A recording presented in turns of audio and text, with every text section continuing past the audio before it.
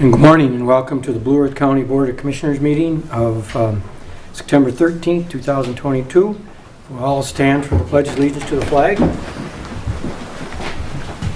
Pledge allegiance to the flag of the United States of America and to the republic for which it stands, one nation, under God, indivisible, with liberty and justice for all. We have the agenda review. Mr. Chair, there are no changes to the agenda today. Move the agenda. Kevin moves the agenda. Second. And second. All those in favor say aye. Aye. Opposed, carries. All right. We have first in front of us is Ditch 35 hearing, final public hearing. Purpose of the hearing is to consider the petition for the drainage project with all matters pertaining to the detailed survey report and the viewer's reports on the determination of benefits and redetermination of benefits. We will now have the drainage staff, Craig Austinson, go over the jurisdictional documents. Okay. This is regarding a petition for improvement and redetermination of benefits in Blue Earth County Ditch 35. Blue Earth County Ditch 35 is located in Mapleton Township. Its watershed is approximately 2,700 acres. We received a petition for improvement on September 17th, 2019. The preliminary hearing was continued twice on March 2nd. Engineer Charles J. Brandel was ordered to prepare a final engineer's report. Mr. Brandel filed the final engineer's report on January 3rd, 2022. A hearing on the final report was held February 22nd, 2022, and was continued to today. Today's meeting, the Blue Earth County Drainage Authority, we requested the Drainage Authority to consider the updated reports and make a ruling on the draft findings and order establishing the improvement. Hearing notices were mailed on August 11th, 2022. Notice was posted of this hearing at the Blue Earth County Courthouse, located at 204 South 5th Street, Mankato, Minnesota. Notice of public hearing was also published in the Mankato Free Press for 3 consecutive weeks. There are 3 action items that will be considered during this hearing.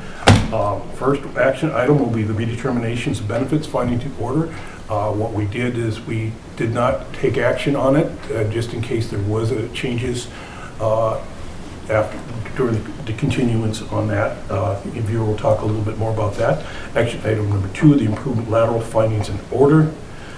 And then 3, assuming the improvement lateral findings in order is approved, there'll be a resolution to finance. That's it for jurisdictional documents. Okay, thank you, Chuck. Thank you, Craig. I guess at this point, can I get a motion to accept the affidavits to the legal record? So moved. Second.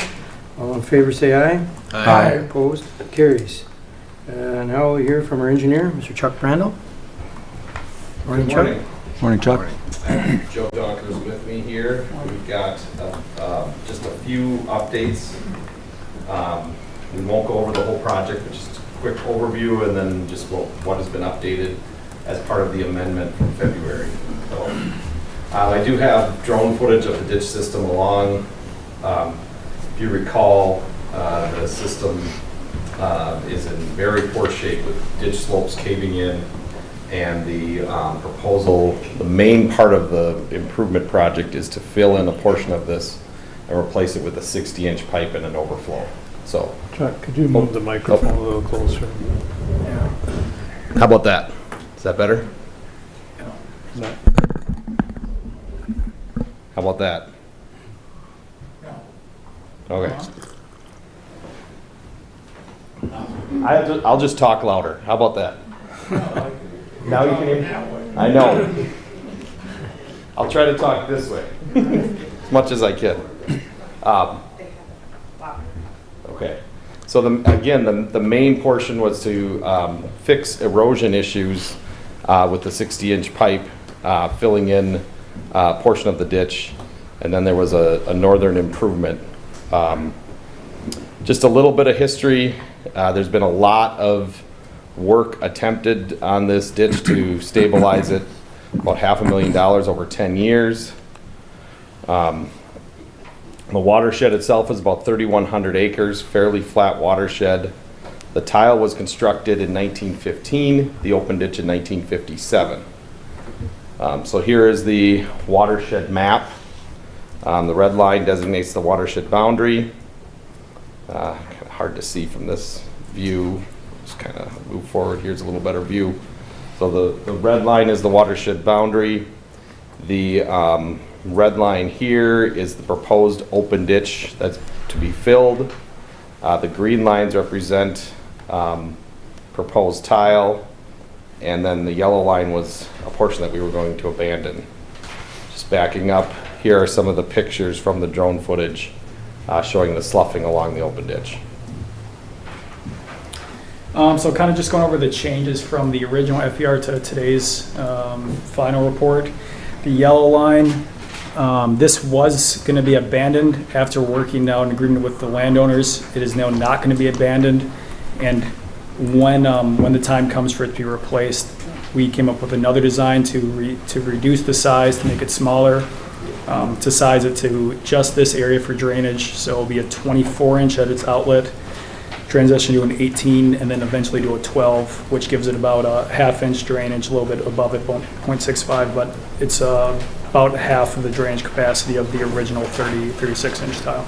So again, the only change is on the we'll call it the Jaeger properties, is that portion in the future can be downsized, and that saves about $400,000 in the future.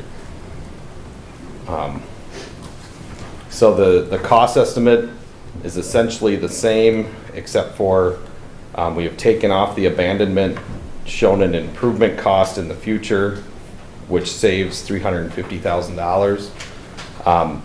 That portion of tile will not be constructed at this time, but when it is needed to be repaired. So the total landowner cost at this point is $2,823,899 estimated. So that's a summary of what's changed, and we can go over it in more detail. But at this point, based on the viewers' updates, the project is cost-effective, feasible. We feel we've met all the environmental criteria, and we have a net benefit of approximately $200,000. Thank you. Yep, thank you, Chuck. Thank you, gentlemen. I guess at this point, we should now hear from the viewers. Gonna come forward. This will also be a summary of our meeting, our hearing in February.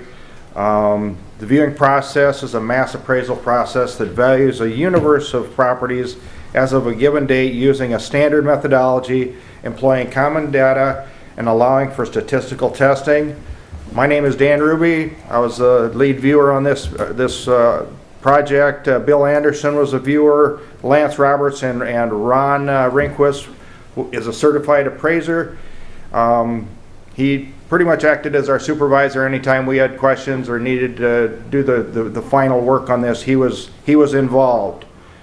The net benefit for the redetermination, as to nothing else had changed since the hearing, was $5,968,781. There were 6 A's, 375 B's, 2,521 C's, 146 D's.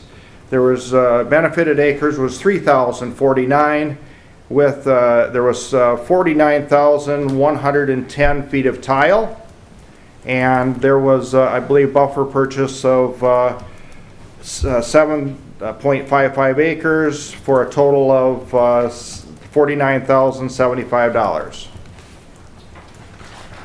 That is the report for the ROB. The improvement, after the amendments, there's a net improvement benefit of $1,407,789, and there's temporary damages of 52.92 acres, which totaled $31,752. And those are the changes for the improvement. Any questions?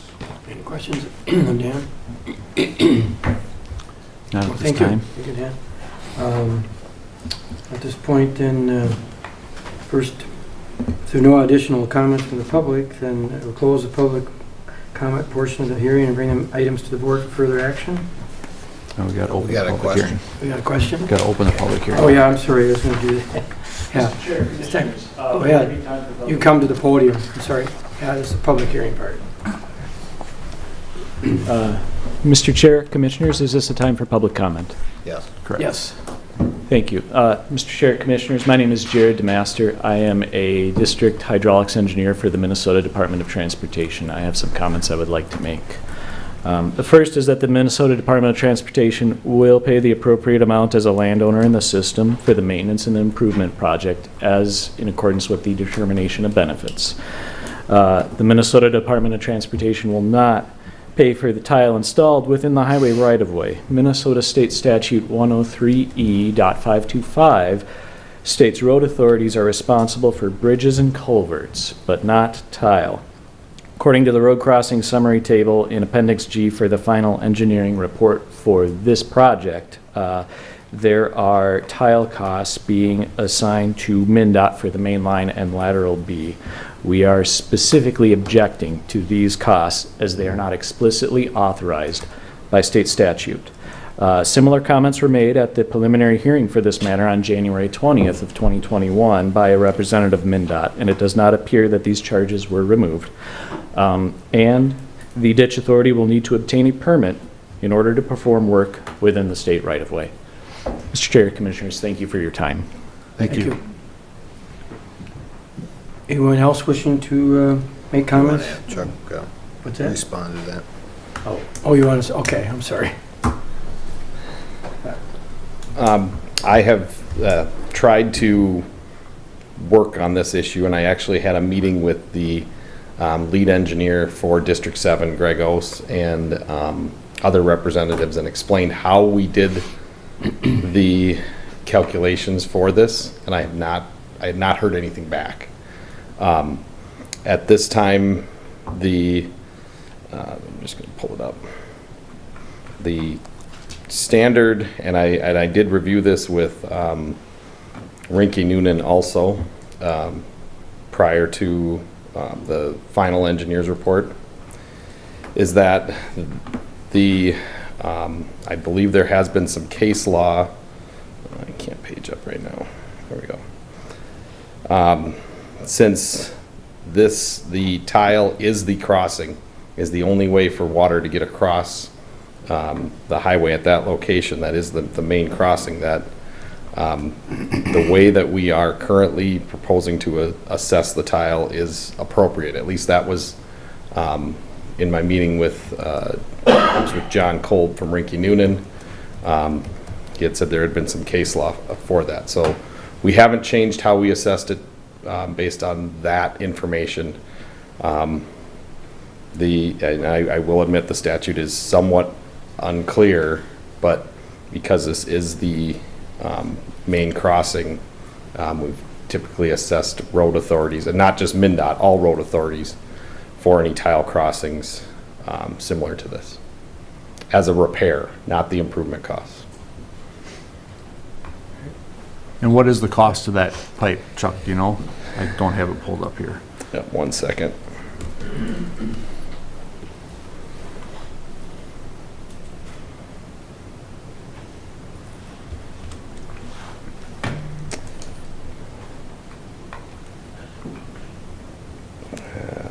Joe, is it in the addendum, the full breakdown? We'll Nope, keep. yeah, it is. We can keep going, Chuck. You can look it up. Yep, I've got it.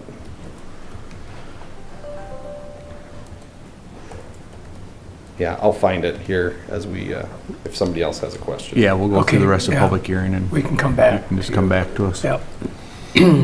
So if anybody else wishing to make a public comment, you can come forward and, Mr. Chair, maybe should remind the public that we're limiting comments to 3 minutes. 3 minutes, yes. And we are, reminding to 3 minutes for your comments.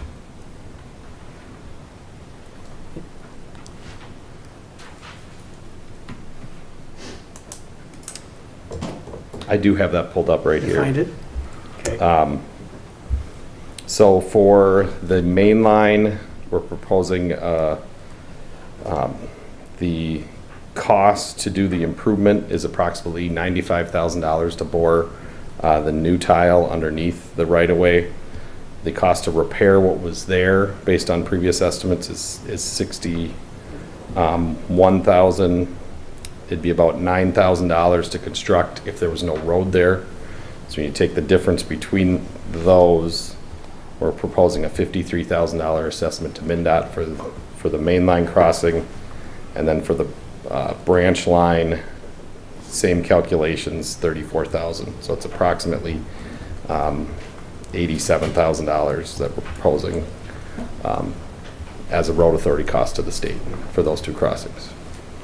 The total cost of those crossings is $135,000.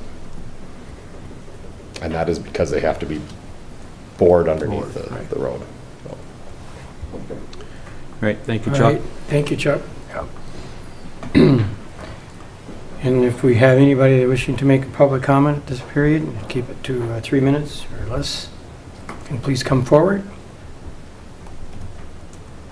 Again, if there's anybody wishing to make any public comments on the ditch 35 here, please come forward, state your Might name. want to try to talk a little louder, Mark. Yep. Oh, We're having a hard time hearing you. anybody wishing to comment on ditch 35, please come forward to the podium. And again, I'll repeat again, if anybody wishing to speak on ditch 35 here, please come forward to the podium and state your name, address, and I guess hearing, is that enough? Hearing none, we'll bring it back to the board here for a motion to approve findings and other approving other rate determination of benefits. Mr. Chair? Yep. First of all, I have to start out by telling the staff and ISG, the landowners, the DNR, everybody that's worked on this project. Has been a very long project. I think we have covered a lot of ground. We've made a lot of adjustments, and we got a good project going here, and it would sure be nice to get this done. But I do need to just talk a little bit about this assessment for the pipe, Chuck. So at the end of the day, if we move forward with this, it's built into assessing MnDOT for the $87,000. They have the recourse to challenge that in court like anyone else would, I would imagine. And our worst case scenario with that would get added back to the project and maybe some attorney fees. So my comment, and not so much a question, but you know, we don't want to get too close to the benefits. It's a pretty tight window at this point. So what's your thoughts, I guess? Well, and I'm going to make one correction. One of the branches was a repair. We were proposing a repair, $34,000. So on the improvement side of things, it's $53,251. Okay. Because the other branch line was a proposed repair that's really not part of the improvement, but it's something that staff has looked at. So we included it in to be inclusive of potential costs. Okay. So on the improvement side, it's $53,000. Okay. The total benefits are $200,000. So it works either way. From a precedent standpoint, your past projects, township roads, county roads, state highways, this is how it has been done. It's always been done this way. Yep. All right. And we might have some more discussion on that in the future as these costs get expensive. You know, this is a lot for MnDOT to handle. This ain't the only project going on in town, so I can understand their reasoning, and I'm comfortable with what you've come up with, and if you've consulted with the attorneys. I've consulted with the attorneys. I presented this at the Viewers Association meeting. I presented it at the Township Association meeting, and I'm waiting for somebody to take action to maybe clear up the law, but that hasn't happened. So All right. Well, thank you, Chuck, for that, and thank you, Jay, for bringing that to our attention. I don't have any other questions at this time, Mr. Chair, so. Anybody else? I would move we approve the finding an order approving the retermination of benefits, action item number 1. I will second that. It's been moved, seconded for action item number 1. Any further discussion? Okay, all those in favor signify by saying aye. Aye. Aye. Opposed, carries.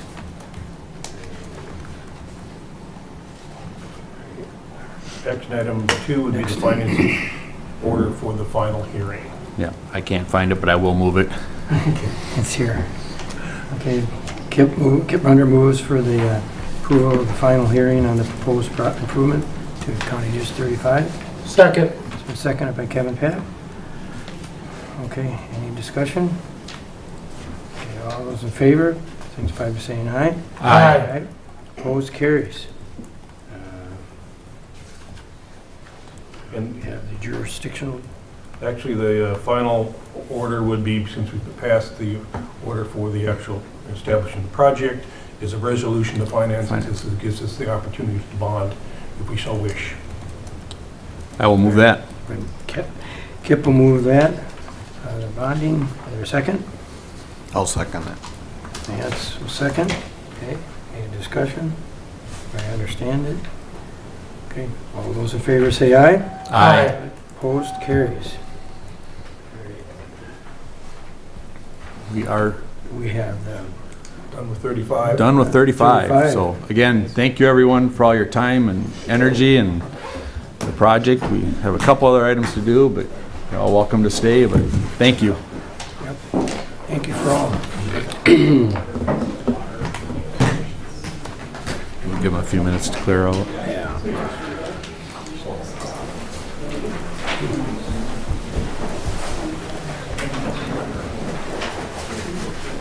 Thank you, Chuck. Yeah, thanks, Chuck. Thank you. Thanks, Dan.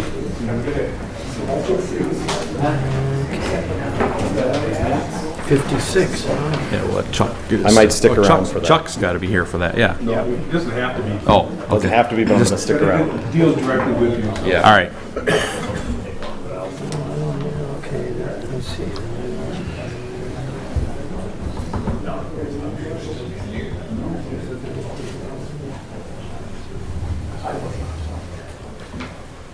All right, Okay, let's get started. okay, go ahead. Okay. Go with petition for improvement of County Ditch 56. Next item is a petition for improvement of County Ditch 56. The Blue Earth County Ditch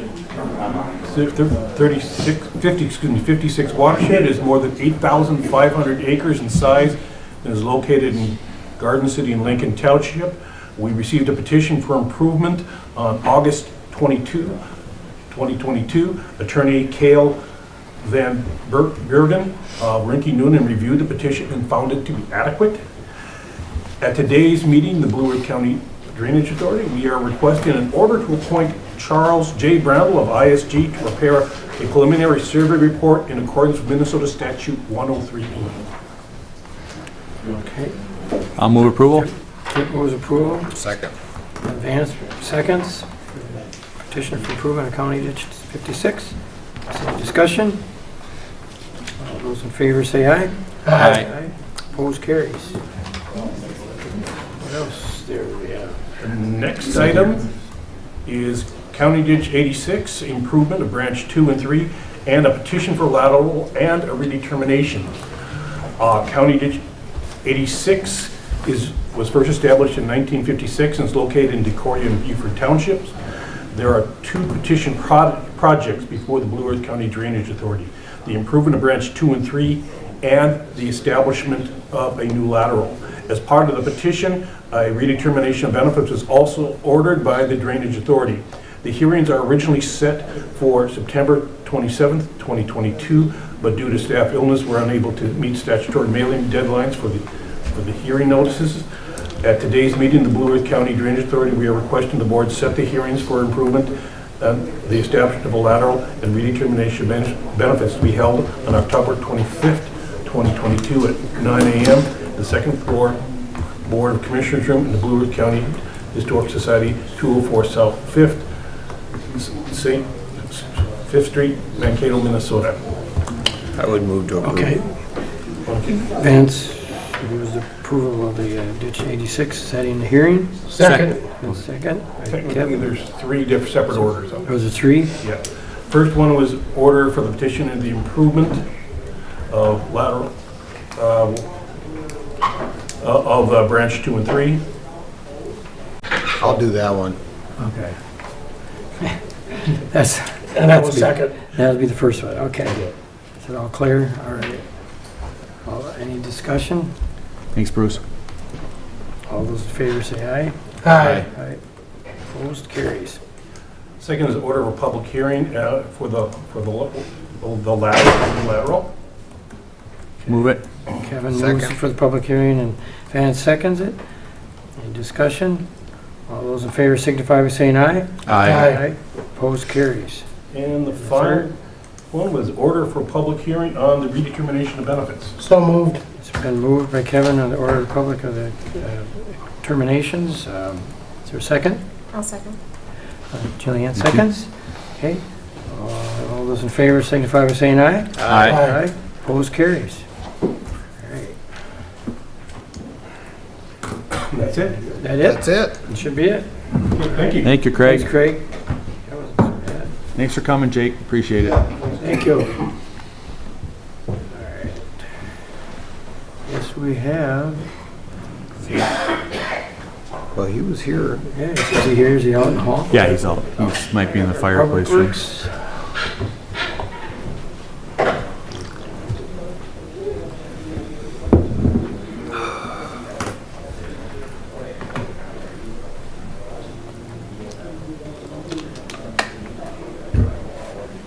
Was this like a TV timeout?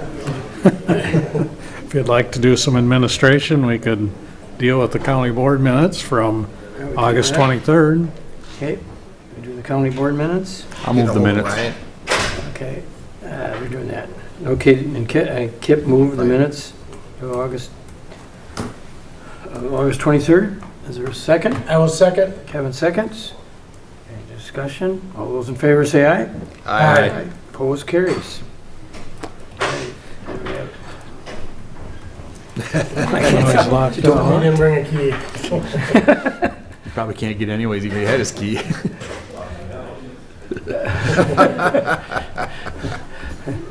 Well, I guess we won. Go back to Public Works. Yeah. We were trying to keep you out. It's all right. Morning, Ryan. You're a busy guy. Sorry to keep you waiting. We're all set for you now, anyway. We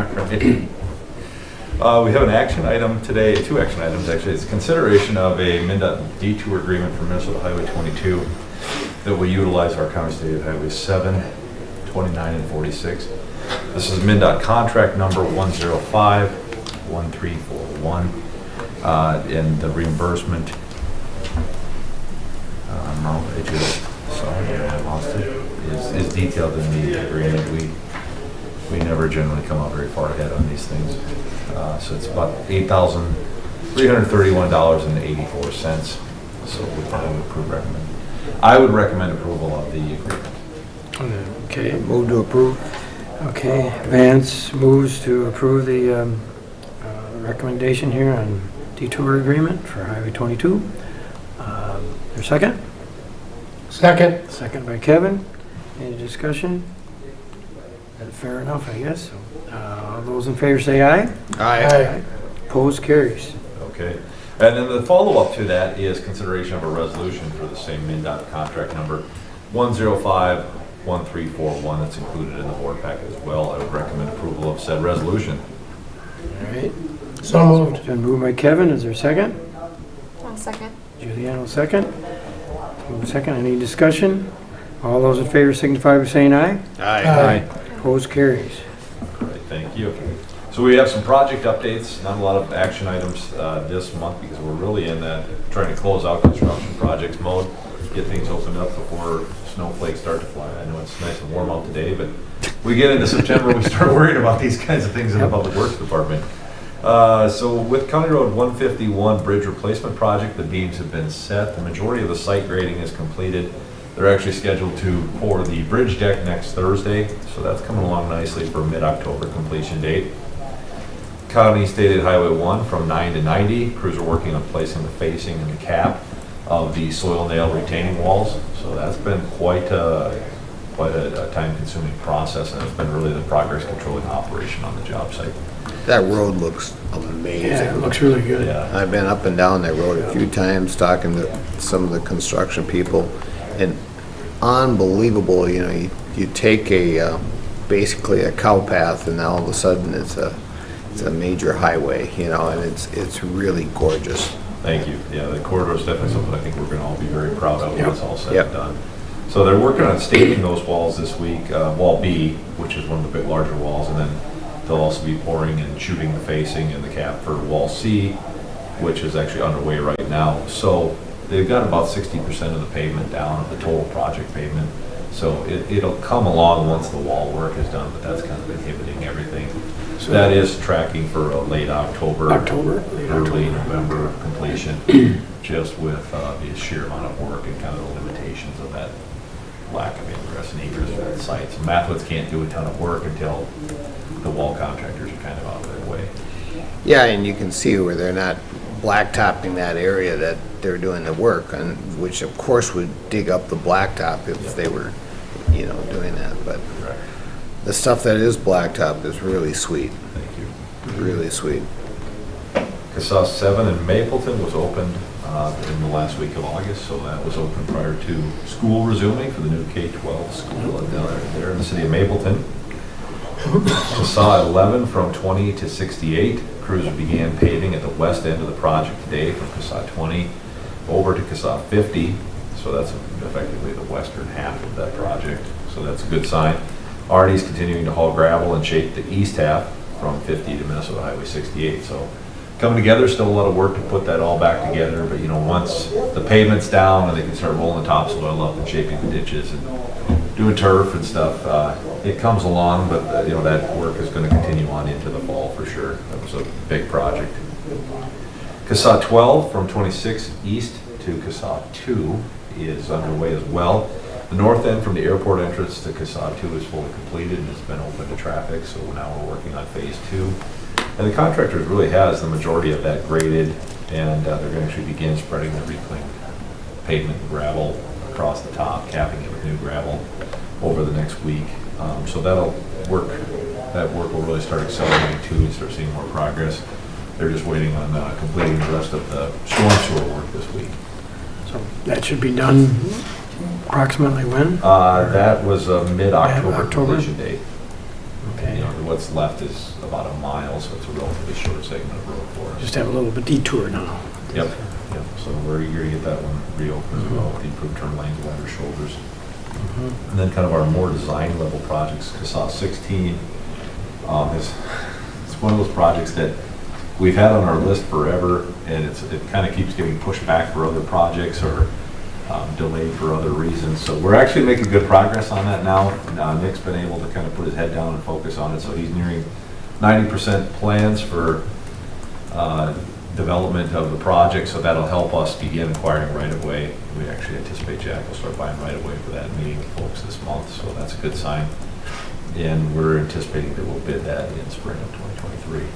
You know, you get into an odd time when you start buying right-of-way, and then you really can't catch anybody from Thanksgiving to Christmas, so Yeah. we don't like to put bids out then either. So we like to try to put them out in January, February, ideally. You can go into March and April if you have to, but Earlier the better. Rather. So I think we'll be. That'll be a nice sized project too. Yeah, 2.5, 3 mile project. That'll be a good little project Yeah. for local contractors. CASA 13 from 169 to 1, that's one of those larger grading projects. Also includes replacement of a large bridge as well as a bridge box culvert, so that's a pretty massive project. SRF is working on that for us. We're nearing 90% plans this week, so that's moving along well, and we're excited to get going on right acquisition for that as well. And then we also have the section of County State Highway 26 from 57 to 22, and we're expecting 90% plans in October from Old and Make on that. That project is very unique, and it's going to be a mixture of urban and rural. Urban as we go through that segment up by all of the neighborhoods and by the Wickersham Clinic, and then it'll transition to rural as we go downhill. Combination of either shoulders or bike path along the project. So interesting drainage challenges on that project, and we're working through those, so it's going well.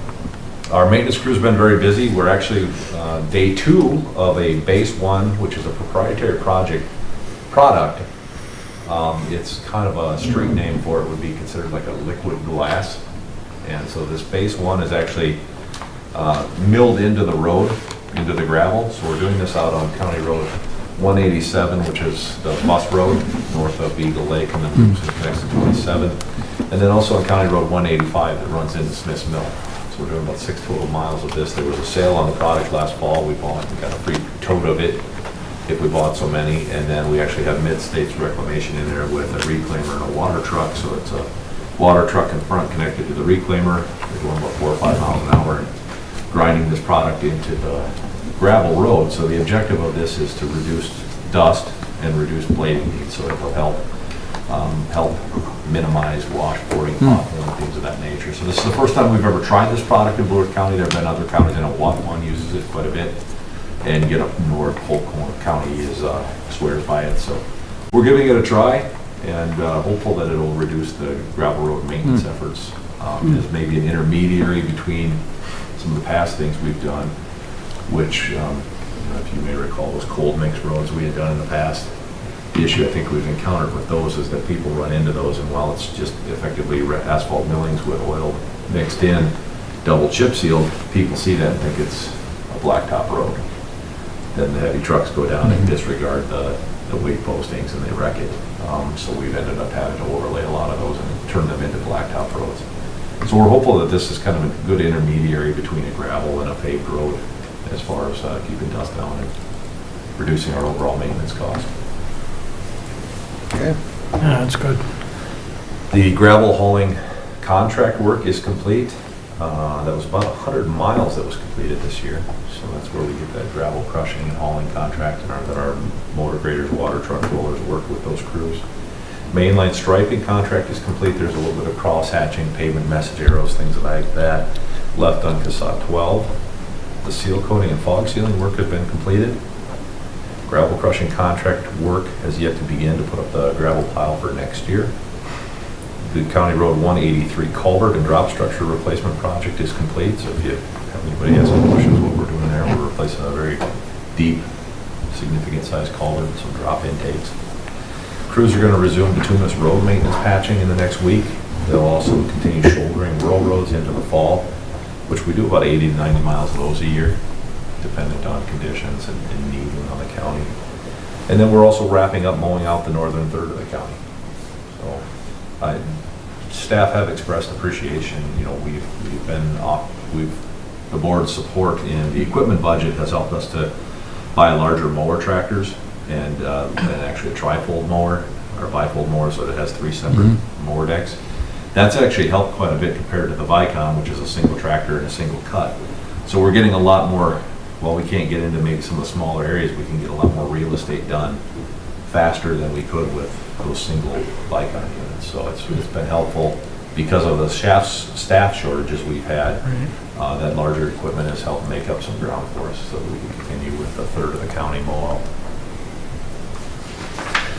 Any questions on construction or maintenance items at all? Any questions? Oh, I know. It's good to know all of it.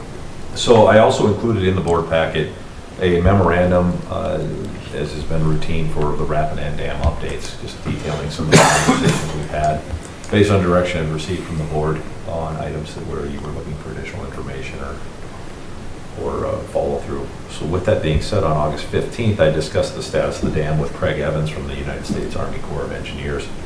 And we had a very lengthy conversation, and I was actually able to gain quite a bit of insight from him regarding the Corps process and some assistance they may be able to provide.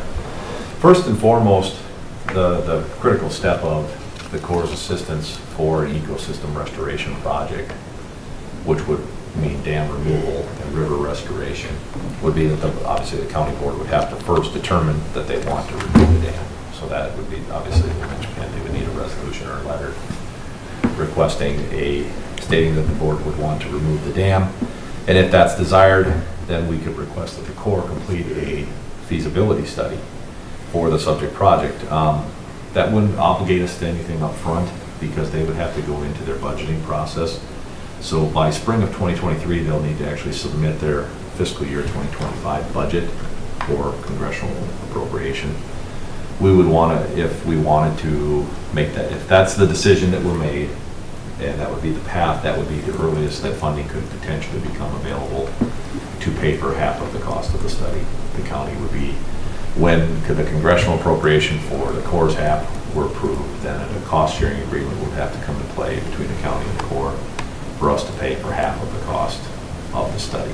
The study can be up, it's capped at $3 million. The Corps, Craig, in my conversation with him, said, we're not fast and we're not cheap, but we're very thorough and we're very good. So that's there. With the Corps being a federal agency, the pace does change, because we have to work through congressional appropriations. With $3 million total? Up to $3 million Up total. to $3 million. I did talk with him subsequently too about our feasibility reports that were completed. Great, would that help? And yeah, he certainly thought, and he wasn't aware of those studies when we initially talked. He was actually going to go through and try to find time to look through those a little bit, familiarize himself with that, because he thought there may be quite a bit of information that we've already obtained through our process that would be beneficial for the Corps to lower the cost and perhaps speed up the course of their study. So he was asking questions. I said, yep, we've already hit that in our study, and maybe not to the depth they need, but it's a good start. The fact that we already have a profile and alignment with river and grades determined and things like that would be a great starting point for them. So that would save them quite a bit of time, I believe, and effort. So if I heard you correctly, 2023, they would put in their requests for money for 2025? Correct. So it takes them over a year just to get the money secured. That's just to start the study. Correct. And the study, I would imagine, would take Yeah. 2 to 5 years. The funding process takes a minimum of 2 years. Once the funding is approved, they would strive to complete the feasibility study within 3 years. 3 years. So 5. So that'd be Just to 2028 study. before the Yeah. study could be completed. Or, yeah, correct. But nothing gets started until we make a decision. Correct. They won't even, They won't put in their they budget. won't put in nothing in until we make a decision. Correct. Correct. Yep. Thank you. This study would be intended to meet the requirements for an environmental impact statement and would be a very conclusive study that would, or not conclusive, but all Extensive. extensive study that would seek to cover all of the needs so that the Corps could make a recommendation or not to Congress and in their budget for whether or not removal is feasible and economical. So with a positive report, then if it's determined it's effective, then they would make a recommendation to Congress for dam removal and river restoration. And then we would go into the process of congressional appropriations for the larger scale project. The larger scale project would be funded at a 65-35 cost share, where federal funds would cover 65% of the total project cost, and the Corps would actually be project managers for the project, which to me, that if we go that road, or that route, is certainly a strong benefit because of their strong project management expertise. He did state that, at times the project costs tend to be higher because of the federal bureaucracy and the paperwork required and things of that nature. I think we anticipated that this large scale of a project isn't going to be a local contractor necessarily, One other item I think they might have wanted to touch on is that we did discuss the fact that the county has those FEMA dam repair dollars. We're not able to use those as matching dollars. The Corps does not allow, or federal requirements do not allow you to utilize other federal dollars as matching. They have to be local, but I think it would be very realistic to think that we'd be able to go and talk with either the DNR about assistance, or perhaps the Minnesota legislature with a direct appropriation to assist us with that. And I would anticipate it would come through the dam safety program regardless. For our 35%. For the 50% of the study cost. Oh, the study, okay. And subsequently for the 35% matching cost, at least a portion of that would be, I would anticipate would come from state funds. And I'm sure that would be our strategy. Oh, let's see here. With that, the congressional allocation funding could take up to 5 years and would likely require county legislative engagement efforts. I think we all would anticipate that that would be the case.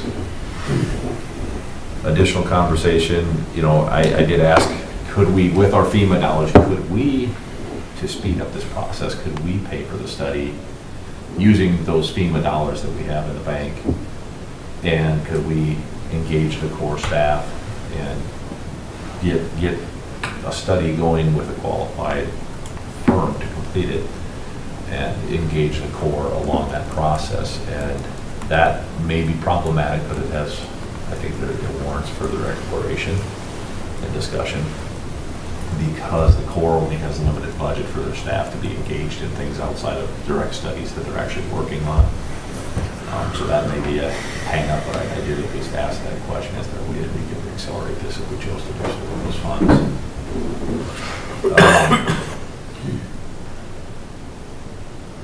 Generally speaking, the Corps again can accept federal funds from other agencies as part of cost sharing. They're receptive to a call, so we have a call scheduled for this upcoming Monday, September 19th at 11 a.m. I did have an invitation extended to administration and Commissioners Stubenberg and Pap. If any of you would like to join in the call, I'd be more than happy to send it to you as well, but I know they've been in past calls, so I kept them on it. I wanted to make you all aware of that. And then I did provide a link to the report about partnering with the Corps of Engineers that really details all of this. I try to provide you effectively with a Cliff Notes version of it in my report here. So if you need something to help you sleep at night, you've got the link to read it. So on August 16th, we discussed the board work session. I mean, you guys were all there, so I'll probably skip over that one. I'm just following up on that. But August 26th, Public Works Department staff held a conference call with representatives from the Minnesota Department of Natural Resources, Dam Safety and Public Waters Divisions, and discussed the following items. We discussed providing an update. We provided them with an update regarding the public outreach campaign, similar as to what was presented at the county board on August 16th. Provided an update regarding our recent correspondence with the Corps, and we inquired, based on the conversation with the county board, if the dam were to be repaired to remain safely in place without hydroelectric production, what would the requirements be? And effectively their answer was what I had anticipated. If it's still licensed by the FERC, all licensure would continue to be through the FERC. They wouldn't have any significant role with it. More likely that if that were the scenario, we would decide it was more prudent to surrender the FERC licensure exemption, and then the DNR would eventually require an action plan for necessary repairs, likely to be very similar in scope to what the Corps has already listed. They would take that into consideration. Look at the Corps' list, and they would anticipate it would be very similar to I'm sorry, not the Corps, the FERC's list of repair items that are necessary. I also inquired if another entity or party were interested in obtaining ownership of the dam. What would the process or what would the requirements be? There are Minnesota state statutes and rules that address this topic. I have them listed in the memo, and I tried to summarize them to an extent. But effectively, a potential owner must have the financial capability to perpetually and properly maintain and operate the dam. That is a fairly large sticking point, because I think we all know the cost of it. The permit process for ownership and transfer would be heavily reviewed for risk assessment, financial capabilities of the said buyer, process overall, dam hazard classification, and existing conditions assessment. Other conditions would likely to be placed on the ownership transfer as part of the permitting process for them to bring that back online. The DNR may also elect to have its a graphic of what river restoration would look like to help them perhaps better explain it to the public. And they also may send staff to our FERC annual safety inspection at the dam this Thursday. But I think really probably important to jump back to that ownership transfer. They didn't say no, but it sounds like there'd be a very arduous process along the way if we were even able to find somebody that were interested and had financial wherewithal to take ownership of the dam. So if there's any questions on that one, because that's kind of a big question mark. Yeah. Yeah, I don't think there's anything new or anything that we didn't suspect would be in there, so. And the rest of this is really just kind of reminders of the continuing operational and monitoring costs and needed follow-up once we have more direction on where we want to go with this, as well as outstanding tasks. That spreadsheet that was previously shared, and didn't see a point of continually reinserting that into this document, but that still remains valid. And I think obviously next month, hopefully I'll have a report out from the Federal Energy Regulatory Commission on our annual safety inspection to see what comes of that. So that'll be very interesting. This will be the first time we'll have done that without Eagle Creek as operator of the dam. But I will have staff from Bar Engineering down to do the tour with me, as well as county staff and myself. Any questions? All right, Mr. Chair. Kip? So I would like to back up just a little bit and just talk a little bit more about if we were to just get rid of our FERC permit, and just make sure I'm clear. Yep. So if we get rid of the FERC permit, they're saying we could probably have it still stay there without it producing energy, but we would have to do all of the repairs that FERC was kind of Yep. referring to That's, to keep it that's safe. the impression I received. You'd have to do all of the safety repairs that the FERC has listed on that spreadsheet that I provided Yep. previously. And then we would just hold the DNR license with them, or do we have a license The DNR would have to do a new license for it. for, That's since we're not producing energy? correct. Okay. But I think the overall process would be similar. It just would be that we'd be dealing with a state agency instead of a federal agency, and there may be without hydro, because right now our licensure is based on hydro. Hydro. So if we didn't have hydro, they might let us. Likely lower the monitoring requirements and some of the overall And- out-of-pocket costs, but they're still, we're set to do the downstream apron sounding survey tomorrow, and generally speaking, we like to close the gates for that, just for worker safety. Now, river flows are down to about 100 CFS. The gates, we can get them down. We're not sure that we could get them all back up, because they've been borrowing Rob and Peter to pay Paul on parts just to operate those. So, we may have to have new cogs and components manufactured Just to make that get them work. open, and they're not even going to seal properly. So we decided, because flows are low enough, it's safe enough Just to put get in there. staff out there. Yeah. So we'll also find out, after we get that survey data pulled in, if that scour hole has grown at all over the year, actually 2 years, because we weren't able to get a survey done last year.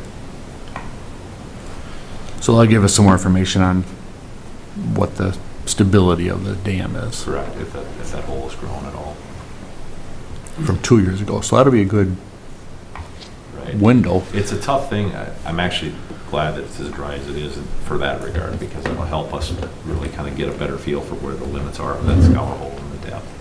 So many times you're fighting the current, and we've tried different survey methods. We've actually tried a sonar mite unit that actually mounts on the boat, goes in the water, it's supposed to ping a signal down.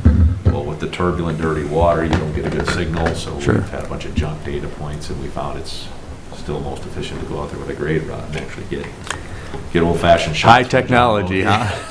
So, Got 200,000 of technology in that boat. We still use the old rod. John Bolton and the rod, yep, that's right. So, The question, Vance?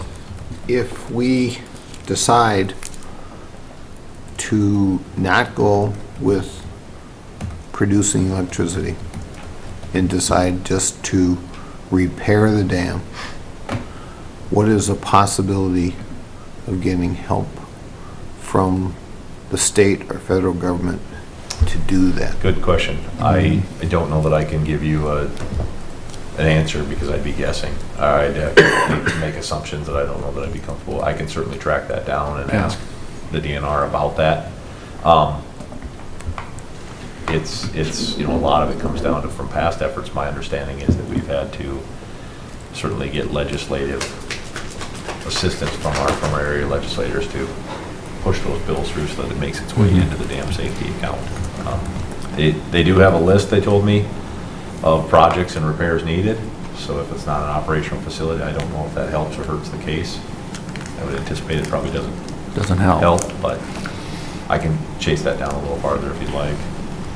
That would be really important. Yeah. Because we've always depended on the state to help us do the repairs. And if the state is not going to help us because we're not generating electricity anymore, and it's just there as a showpiece, it's going to cost the taxpayers in Blue Earth County a lot of money. I think it's worth, exploring or looking at. Yeah. I know, you know, there might be some infrastructure resiliency dollars at the federal level too, and it's hard to say how something like this would compete when it's a non-functional facility that's now is just would just really become somewhat cosmetic. Money, you know. It's a showpiece. Yep. Do we have any money left to put into the repairs of the dam? You were talking about some of the money we had left to use for the study. Is there some money left there to put some more repairs to the dam? I could talk with the Homeland Security Emergency Management Department. That was really meant to be used for repairs. And for an item that happened in a certain So we storm. could, as long as we would, if that's what we decided we wanted to do, I mean, I have to ask for an extension of that money by, I believe it's June or April of next year, Okay. 2023. So we maybe will be able to get it, but then we've got to schedule the project and try to get it spent within that deadline. So it starts getting tight, you know, to spend that $1 million+ and that was really all primarily centered around downstream apron repairs. Right. Training walls, so we'd have to dive back into that with agency. You'll know more tomorrow, probably, or after the study for this work you're gonna do tomorrow, as how much repairs you need to do down We know there. how bad the scour is, Yeah. we know what the urgency is. Right, we really, that's a monitoring of the scour hole, so yeah, if we find major hole development, it's all of a sudden dramatically deeper. What I probably, I shouldn't even say what I would guess it's gonna look like, because we'll find out tomorrow. Yeah. There is a shorter, very robust apron underneath it that I think will provide short-term protection. Okay. For the That's kind of where I was future. going with the Yep. question. So, Mr. Chair, if we may, can we just maybe back up to the process that you were talking about first with the Army Corps of Engineer and the removal and the process? Yep. Because it's what I see happening here is that we're gonna have a dam, but even if we start that process, it could be 8 to 10 years before they start removing the actual physical dam, you know, from the study, if we just take all the proper steps, if I was kind of figuring that out properly, you know, we gotta make a decision by spring. They don't get the money till 2025, that starts. So I think we're gonna have to talk about just keeping the thing safe for at least the next several years, regardless of what we do. So I think it's important that we try to figure out how we're gonna fund that, and you'll know more tomorrow. After we get the results of the survey, absolutely. I mean, if that's not progressing and the FERC looks at that too, you know, I mean, that'll be a good litmus test, is if the FERC reviews those results and goes, well, do they deem it as a threat? Yeah. Because I think really that's where we probably may want to look at taking direction, is the federal or the state agencies who are responsible for dam safety, and do they deem that as a significant safety threat or not? Right. So if they say yes, it is, we won't be able to get it tore out fast enough. We'll have to dump some money into the bottom of it to hold it up. And if they say, no, it looks safe, but you guys need to really think about the future of this thing. That's a process. We'd certainly have to have Yeah. that conversation with them. I think they understand where we are at. I've had those conversations with the FERC. And yeah, once direction is determined, I think they understand. And then all of a sudden too, if does that change the narrative? If they know that we're pursuing removal, then are they worried about it? If knowing kind of, what's the risk management, right? Yeah, that's exactly what it is. I'd hate to spend $1 million plus in doing a patch repair for something that we ultimately decide we want to Tear it down. Not that we know enough about how it's gonna get removed, but Right. it probably will be removed in the future. I mean, Right. even though it is in the bed of the dam, it will probably have to come back out. So not only will we pay a bunch of money to get it in there, but it's gonna cost us probably more to tear it out in those conditions. So, I think the conversation you had with the Army Corps was very productive. I think that gives us a lot to think about. We don't, I mean, even if we made a decision next year, you know, to move towards this study, it's several years before you even start seeing any action at the dam, I would imagine. So that's part of the difficult decision about making the decision is, yeah, you make the decision today, but it'll be several years before anything happens, and that can kind of let everybody prepare for it if that's the direction we end up going and deal with it. But it is just going to get more and more complicated to keep it up. It's interesting, then you deal with the Corps, and they even admit how long processes they have to go through, so yeah. Well, I don't even want to ask how much money we got into studies on this thing. yeah. Just into the studies. And then you top it off with this, but I've got cabinets full of studies on the dam. yeah, Yep. yeah. Anybody else?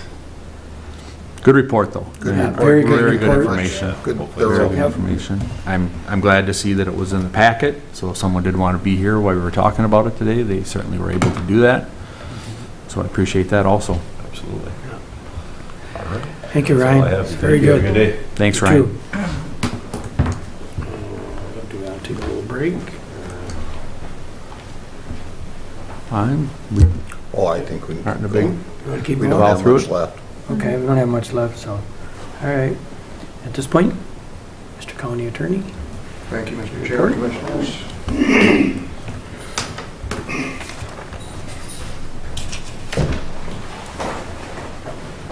If anybody has any specific questions relating to the monthly report, please let me know. I'm going to go over that, it speaks for itself. Last week I was at a conference with County Attorneys Association, and there was some, what I found to be some pretty interesting information and some trend shifts and whatnot. Just regarding the employment market, county attorneys' offices across the state are having the same issues as, well, law enforcement and then many other employers in the nation with recruitment and retention. That was a topic of discussion that we delved into. And I just thought it would be interesting to provide you with some of that information. You know, during this pandemic, some have called it the Great Resignation because 47 million people have resigned from the workforce. Right now in May, there were 11.7 million job openings nationwide that are going unfilled. Excuse me, unfilled. It's also interesting to note that pre-pandemic, 1 in 67 jobs was posted for remote work, and today 1 in 7 jobs is posted for remote work. Some of my colleagues across the state, they've had attorneys that jump from one county to another because of the offering of a hybrid of remote work, working from home at some point in time. There's also, because of who's making up the workforce, some will say that over 50% of the workforce by 2025 will be millennials. And millennials, let me get you some information on that. Millennials are most likely to leave a job, 53% are most likely to leave a job if there is no remote work offered. Whereas Gen Z, and to put that into context, millennials were born from 1981 to 1996. Gen Z from 1996 through the mid-2000s. So, and then with that, 33% of Gen Z employees are likely to seek another job if there's no remote work. And Gen Zs by 2025 are expected to make up 27% of the workforce. And so the vast majority of people that have been leaving the workforce are the baby boomers, and there's quite a few of us that fit into that category in this room. So I just thought that was some interesting information that was provided, and we had a pretty healthy discussion because there's numerous openings in county attorneys' offices across the state, and we have seen that in the past with trying to, and so there's more of a push on recruitment and retention statewide. So I just wanted to make you aware of that. If you have any questions or concerns, please let me know. Mr. Chair? Yeah. Kip? Pat, did they have any statistics on how many people are getting into the field in the county attorneys? You know, is that down too, or? That is down. For the first time, and I mean, it was a kind of the standing joke, are there enough lawyers in the state? And I've talked to some private firms, some individuals in private firms here locally. They're seeing the same trend. They're having difficulties recruiting anybody to come, especially in outstate, is more of a, this goes back to about 10 years ago where the average age of an attorney in outstate Minnesota was 55 and in the metro it was 45. So over half of the law school students from Mitchell-Hamlin and over half of the law school students from the University of Minnesota leave the state. Many attorneys don't even go into private practice or into the public sector. They go into other business ventures or other business areas. So that trend I think is going to get worse as time goes on, but we're working on trying to move that forward. So How about St. Thomas? I don't know about St. Thomas. They didn't say what percentage of their law school students went out of state. So thank you. Thank you. Yeah, thanks, Pat. Anything else? All right. Okay. Administration again. Well, Mr. Chair and Commissioners, I had number 7 in the packet are the bills for the 3 weeks indicated. I'll move the bills. Kip moves the bills and Vance seconds. Any questions with the bills? All right, then all those in favor signify by saying aye. Aye. Opposed, carries. That was easy.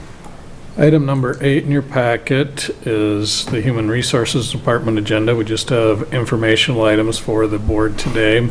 Been an active HR period here since our last meeting. Starting out with 10 different positions that were filled, starting with a facilities maintenance technician, then a library clerk on call, actually 2 of those. We filled a correctional officer in the jail, a couple of those that are full-time, and then a part-time correctional officer as well. We also filled an eligibility specialist in our human services area. We also filled a property environmental resource specialist 1 in our property environmental resources department. Also filled an appraiser in the property environmental resources department, as well as another PER specialist that's a part-time position.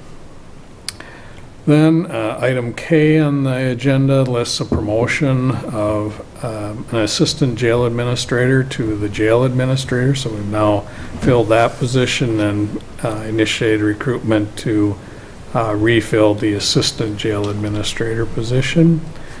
We also had a promotion of a property and environmental resources specialist 1 to a property and land specialist in our property environmental resources department, so we've initiated to backfill that vacancy. Then we've initiated recruitment to fill a county attorney division chief on the civil side, replacing a position that left us a few months ago. Then we had some resignations. We had a resignation of a part-time library clerk, so we've initiated recruitment to refill that position. We had a resignation of a business analyst and application developer in our IT department and have initiated recruitment to refill that position. We had a resignation of a clerical specialist in human services, and so we've initiated recruitment to refill that position. We had a resignation of our chief bailiff and have initiated recruitment to refill that position. Resignation of a correctional officer and initiated recruitment to refill that. And then resignation of a 911 telecommuter, our dispatch personnel, so we've initiated recruitment to fill that. And lastly, resignation of a librarian in the library, so we've initiated recruitment to refill that. So a lot of activity, some driven by individuals completing their careers with the county, others situations of people moving on to other opportunities. Be happy to answer any questions the board might have on any of those items. Any questions, Bob, on any of those?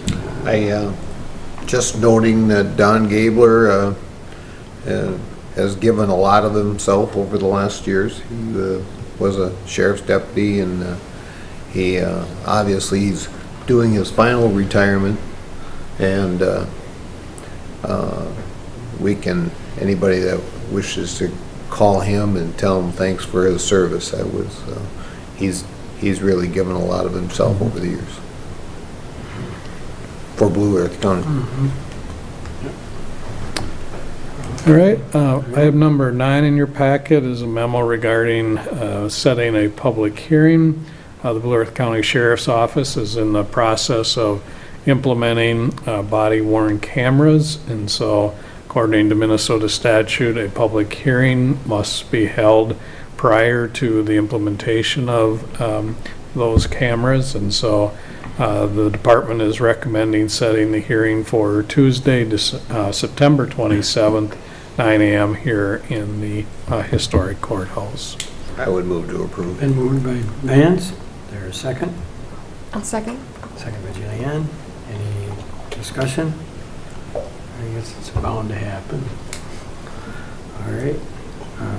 All those in favor say aye. Aye. Opposed, carries. All right. Item number 10 in the packet then, Mr. Chair and Commissioners, is the financial status report for August 31st. We are 2/3 of the way through our fiscal year at this point. You'll see total revenues are at $70.5 million against expenses of $71.2 million. We pretty much are right on target with our revenues at this point in the year. Expenses, excuse me, are running just slightly above budget at this point, mostly due to those contracts and fees lines, which are our road projects. Overall, things are progressing nicely. Our state and federal revenue is down some from prior years, but is on good pace compared to our budget. So there's been some adjustments there. Our interest on investments, obviously with the market being somewhat volatile, you'll see that we're seeing some unusual outcomes there. On the expense side, really things are lining up pretty well. The debt service, maybe I draw your attention there a little bit. We're quite a bit under budget at this point in time, but that's because we usually have annual payments on some of our debt that come up in the fourth quarter of the year. So you'll see that number changing soon. So overall, things are progressing nicely. On the enterprise fund for the Ponderosa landfill, you'll see that total revenues are at $3 million with expenses at just a little bit over $1.4 million. Again, as I mentioned before, without cell development or significant machinery and equipment expenditures, we typically see this scenario where revenues are exceeding expenses. On the second page are cash and investment balances. You'll see towards the bottom of the page that our total county funds sit at $134 million. So we continue to hold a strong reserve position. I'd be happy to answer any questions that the board might have. Mr. Any Chair, questions about? we only have the 2 bonds, right, that are left, one on the Justice Center, one on the... For the county per se, we have ditch bonds, which kind of are a fiduciary responsibility, but yes, just the 2 for the county. And they're due to be paid off in 25 and 27? 26, 27, or Okay. 25, 26, yeah. Okay. Not too far out. Okay. All right. Anybody else have any other questions? All right. And I guess that concludes. That's all I Thank have you, for you, Bob. Mr. Chair. All right. And I guess we have down to commissioner reports. Let's go, Julianne. Oh, sorry. You're ready. Right away. Well, we haven't met for a while since the last meeting, but I have had meeting the Region 9 Development Board last week, and we discussed, sorry, backing up to what the meeting was about, but we're just going over some, learnings that the Development Board has been conducting, and the future, some strategic planning coming up, and there is the full commission meeting coming up here in the next couple of weeks, where some business will be done. That's the end of my report. All right. And let's go with Kevin. Okay, since our last board meeting, also that, on that same day, we had work session. Also had a JD 83 hearing in that afternoon, and I attended the Lake Crystal Area Rec Center's annual meeting. The next day, on August 24th, our Rural Minnesota Energy Board actually met in Mankato. We toured the Wilmarth plant, which was very interesting. I have not been there before, so that was an interesting way as we looked at energy sources. The next day, we had a JD9 landowners meeting I attended. On the 26th was our 8th LeSueur River One Watershed, One Plan Policy Committee meeting. So we're continuing to have those monthly meetings as we look at implementation as well as what kind of structure to go to. On the 31st, I'm part of an AMC Implement of Husbandry work group. That, in farm terms, implement of husbandry is farm equipment.